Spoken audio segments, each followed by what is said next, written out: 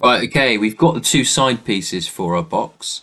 So what we need to do now is we need to sketch or create the base and the lid for our box. So, going to do that like I've done before. I'm going to create a new part studio. So I'm going to come down to my plus sign, left click, choose create part studio. And I'm going to rename this. We're going to call this the lid and base. As we've done before, we're going to use the top plane. I find that's the easiest one for what we're designing to use. So I'm going to hide the front, I'm going to hide the right, and I'm going to click on the top on my, on my navigation cube at the top there. So I'm looking straight down on top of the plane. Okay, so we're going to make the top and the base from a piece of 3mm MDF. So this is quite an easy step. All we need to do is sketch a rectangle, choose the right dimensions, and extrude it to 3mm. So again, I don't have any options here at the top. If you're in that position where you're looking at your toolbar going, well, I've got no lines or no circles or no squares that I can use to sketch, it's because you haven't clicked on sketch yet. Toolbar has now changed, but it's grayed out. That's because we've got a little blue box here and it's saying, well, what plane do you want to choose to sketch on, sir? We're going to choose top plane. Now my toolbar comes alive. I'm going to choose a center point rectangle this time. So on the square tool, use the little arrow drop down, choose center point rectangle. Those of you who are becoming really confident will start to use the little shortcut. So clicking on R on the keyboard, typing in R will bring up a center point rectangle nice and quickly for you. So we're going to snap it to the origin. So left click on the origin, up and out, create a rectangle shape, create a basic rectangle shape. I'm going to show you what it looks like if you start to try and click on these boxes. So if I click here, oh, it wants to create another, because it thinks you want to keep creating center points rectangles. You don't. So what I've done there is deliberately on purpose I've made that mistake. If that happens, you've got your back button here. One of the beauties of using the computer in the design process is it's really quick and easy to edit and remove and undo our mistakes. That's what it should look like. I don't have the little white dimension boxes available for me now, so I'm going to have to use my dimensions tool up here. So I'm going to dimensions the top line. So the length of our piece of MDF is going to be 200mm, and the width of our MDF is going to be 80mm. And again, you'll notice I'm moving my dimensions off of the sketch. I'm trying to put them in the middle. It's not up there. Getting to have it put in the middle. Okay, it's not all the way up there. Try and keep them the sort of same distance around the outside of your sketches so it looks nice and clean, neat and tidy. And green tick that. Next then we've got a 2D sketch. I'm going to change my view to isometric view. There's my 2D, let me hide the top plane so you can see exactly. There's my 2D sketch. We want to make it into a 3D object. So it's our extrude tool here. Keep it to solid, new. What do you want to extrude? Well, I want to extrude what I've just sketched, sketch 1. I can click there.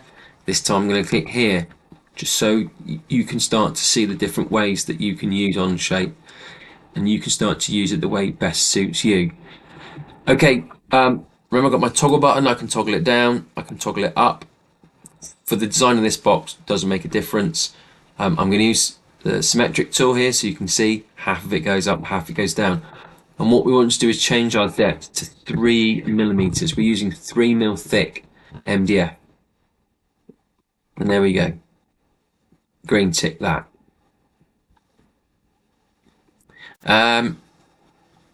That's the base or the lid. We do need 2 of these, so I'm going to I'm not going to create another part studio. I'm going to show what we can do in Onshape without having to do new part studios all the time. So every time we click sketch, every time we choose a plane, I want you to have a look to see what happens down here. So I haven't chosen a plane yet. That's part one that we've just created. I'll do that again. So there's part one we've just created. Let's create our lid. So I'm going to click sketch. I'm going to choose the top plane again. And I am going to my viewing cube, just orientate that round. What I'm going to do, I'm going to choose again a center point rectangle. I could be quite clever here and actually get it to line up with these, possibly. No, it doesn't want to do it. So just make a rectangle shape, basic rectangle shape where you can get it. You can toggle between these two. Don't click on them, just toggle between them by moving your mouse towards them and they will turn white, which means you can start typing in dimensions. So I'm going to type in 200 millimeters. And that one's gone to white, so I'm going to type in 80 millimeters. Green tick. I don't like the fact it's on the sketch, so I'm going to move it off the sketch. And I'm going to green tick it. I'm now going to extrude this one. Exactly the same way, I'm just going to change the angle so you can see what happens. There's my extrude button. Solid, new. What do you want to extrude? So I want to extrude that. Now you notice I've got a second part. So we've got part one was the first, the first 3D object we've created there. It's the second one. We want it to be exactly the same, so I'm going to change that to 3 millimeters, and I'm going to click symmetric and green tick. So I've now got two parts in the one part studio. So that is something we can start to do as we become a bit more comfortable using Onshape. Final thing for me to do is just render them, give them a bit more of a realistic, make it a little more realistic as to what it's actually going to be made from, what material we're going to use. So I'm going to right click on part one we made. I don't like that blue tap blue. Edit the appearance. MDF is a slightly lighter colour, a darker colour actually, but slightly darker in colour than pinewood. So I'm choosing a bit of a dark brown. And I'm going to do exactly the same in part two that we created. So right click, it's my options list, edit appearance, choose that dark brown colour, and green tick. Let's just hide the origin so it's outlined. So there's my two parts, but done in the one part studio. Okay, I'll post up the next video for us to start to assemble our design and bring it all together. Have a go at that and good luck.